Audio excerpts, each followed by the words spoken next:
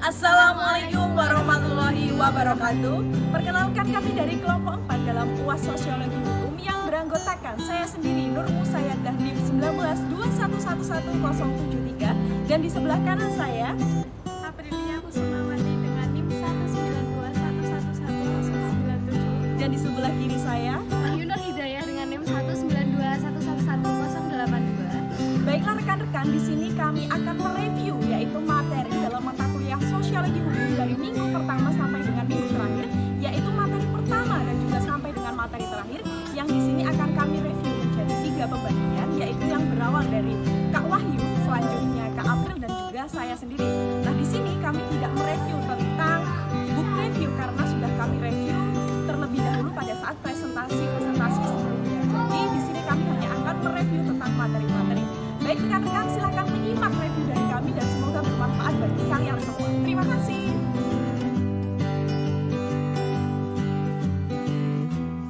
Baiklah, langsung saja rekan-rekan masuk kepada review materi yang pertama, yaitu pengertian sosiologi hukum, dan sosiologi hukum Islam. Sosiologi adalah hubungan dan pengaruh timbal balik antara aneka macam gejala-gejala sosial, sedangkan hukum adalah aturan yang sudah ditetapkan dan disahkan oleh pemerintah untuk mengatur perilaku manusia. Jadi sosiologi hukum adalah cabang ilmu pengetahuan yang mempelajari hubungan timbal balik antar manusia dengan gejala-gejala sosial lainnya. Nah, setelah itu ada juga sosiologi hukum Islam yang artinya ilmu sosial yang mempelajari mengenai adanya hubungan timbal balik antara pengaruh sosial dengan penempatan hukum Islam. Nah, di sini juga objek sosiologi ada 2, yaitu objek material dan formal. Nah, dan ada kurang lebih 8 objek dalam sosiologi hukum. Baik, langsung saja. Yang kedua yaitu mengenai hukum Islam dan hubungan timbal balik. Nah, itu ada 3. Yang pertama wahyu dengan akal, yang kedua kesatuan dan keberagaman, dan yang ketiga otoritarisme dan liberalisme. Nah, wahyu itu sumber hukum yang tasrik, mutlak dan bersifat permanen, sedangkan akal itu terbatas dan tidak bisa menentukan kebenarannya sendiri. Nah, apabila terjadi pertentangan antara keduanya nih, itu maka akal harus tunduk kepada wahyu. Nah, yang kedua yaitu kesatuan dan keberagaman, itu sumbernya satu, dan penafsiran tentang pemahaman nas itu menyebabkan adanya perbedaan antar keduanya. Dan yang ketiga yaitu otoritarisme, itu kewenangan dan terbatas, namun liberalisme itu kebebasan berpikir individu sehingga menolak adanya pembatasan. Langsung saja materi yang ketiga yaitu interaksi idealisme dan realisme, hukum dan moral, stabilitas dan perubahan dalam hukum Islam. Nah, pandangan idealisme realitas harus tunduk pada hukum, pandangan realisme sebaliknya, hukumlah yang harus mengikuti realitas. Hukum setia mengikuti realitas sebab sistem hukum dibutuhkan untuk menyelesaikan setiap kasus yang terjadi di masyarakat. Nah, hukum tanpa moral itu adalah kezoliman, moral tanpa hukum anarki dan utopia yang menjerus kepada kebinatangan. Nah, stabilitas itu adalah kedamaian, ketentraman, keadilan, kesejahteraan. Nah, perubahan sosial itu perubahan masyarakat yang didahului oleh perubahan hukum. Nah, perubahan hukum ini tidak sama dengan yang diinginkan masyarakat. Kemudian yaitu ada fungsi hukum utama itu untuk melindungi kepentingan yang ada dalam masyarakat. Nah, sedangkan tugas hukum itu pengendalian sosial, ketertiban, penyelesaian sengketa. Nah, akal pikiran realisme dalam hukum Islam itu realisme, positivisme, pragmatis. Hukum Islam pada zaman Nabi. Nah, pada saat itu kondisi masih yaitu hukum Islam pada zaman Nabi. Nah, pada saat itu kondisi masyarakat masih jahiliyah, bersuku-suku, hidup berpindah-pindah, kepercayaannya masih politeisme. Nah, sumber hukumnya yaitu Al-Quran dan Sunnah. Nah, pada saat itu apabila umat Islam menjumpai suatu persoalan dan Nabi masih hidup, maka langsung bertanya kepada Nabi. Nah, namun kadang Nabi juga menunggu wahyu Al-Quran, dan adapun jawaban Nabi itu pada hakikatnya tidak terlepas pada petunjuk Allah. Nah, selanjutnya yaitu prinsip umum pembentukan hukum Islam itu beransur-ansur, menyedikitkan peraturan, mempermudah dan meringankan pembentukan hukum sejalan dengan kemaslahatan manusia. Nah, selanjutnya akan dilanjutkan oleh rekan saya. Baiklah rekan-rekan, saya akan melanjutkan review materi sosiologi hukum dari topik 6, 8, 9, dan 10. Yang pertama yaitu topik 6 mengenai hukum Islam pada zaman sahabat. Sumber hukum Islam pada zaman sahabat yaitu ada 3, yang pertama Al-Quran, yang kedua Sunnah, dan yang ketiga ijma' sahabat. Perkembangan hukum Islam, banyak para ulama dan imam mazhab merujuk pada pendapat para sahabat. Sahabat melakukan penelaahan terhadap Al-Quran dan As-Sunnah dalam menyelesaikan suatu kasus, dan apabila tidak didapatkan Al-Quran dan Sunnah, mereka melakukan ijtihad. Kemudian mengenai topik 8, hukum Islam pada masa tabi'in. Tabi'in adalah orang Islam awal yang masa hidupnya setelah para sahabat Nabi dan tidak mengalami masa hidup Nabi Muhammad. Tabi'ut tabi'in artinya pengikut. Tabi'in dimulai dari tahun 41 Hijriah atau 661 Masehi sampai 200 Hijriah atau 820 Masehi pada pertengahan masa pemerintahan dinasti Abbasiyah. Sumber hukum pada masa tabi'in ini yaitu Al-Quran, As-Sunnah, Ijma' dan Ra'yu. Kemudian, topik ke-9 mengenai hukum Islam pada zaman Imam Mazhab.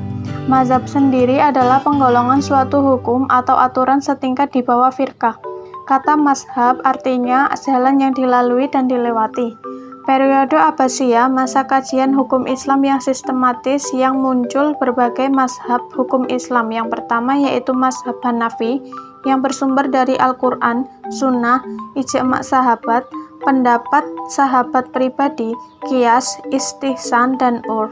Yang kedua yaitu mazhab Maliki yang bersumber Al-Quran, hadis sahih dan masyhur, ijma', qiyas, dan maslahah mursalah. Yang ketiga mazhab Syafi'i yang bersumber dari Al-Quran, hadis, ijma' dan qiyas. Kemudian yang terakhir mazhab Hambali, sumber Al-Quran, Sunnah, hadis mursal, dhaif, dan qiyas. Faktor yang mempengaruhi dari 4 mazhab tersebut yaitu perbedaan pemahaman Al-Quran.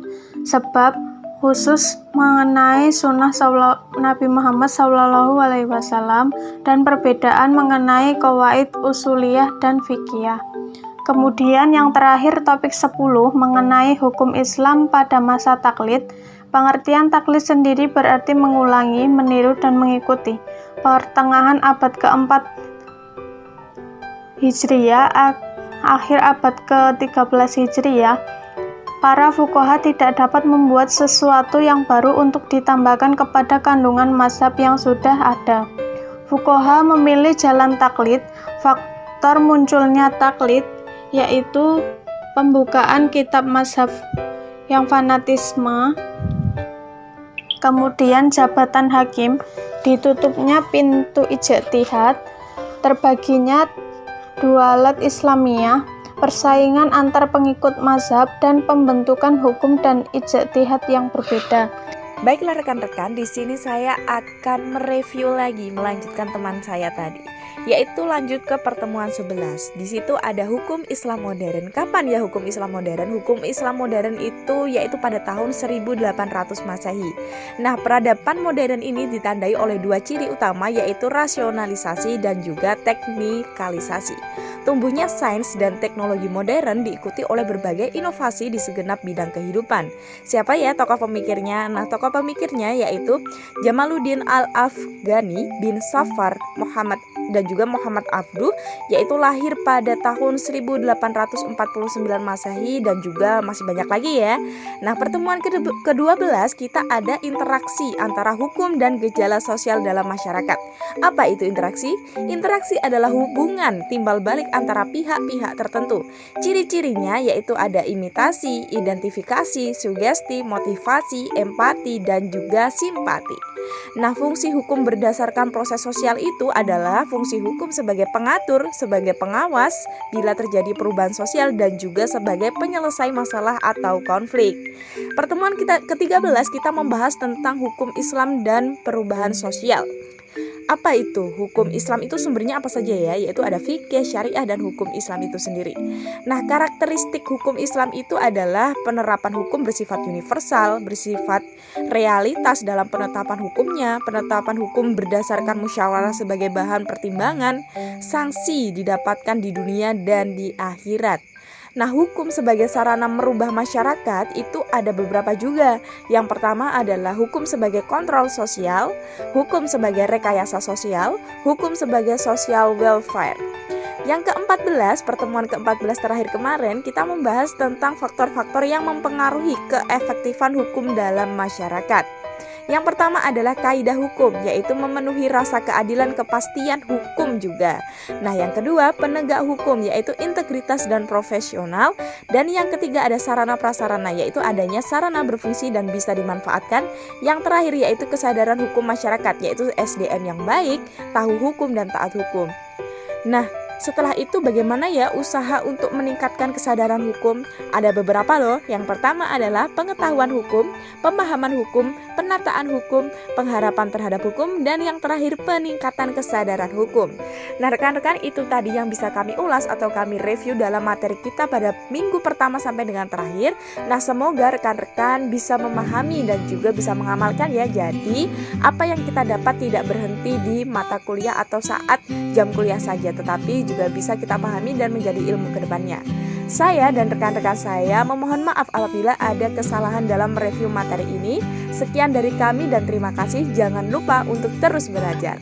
Sekian review materi dari kelompok kami, dan apabila ada kesalahan kami mohon maaf. Terima kasih. Wassalamualaikum warahmatullahi wabarakatuh.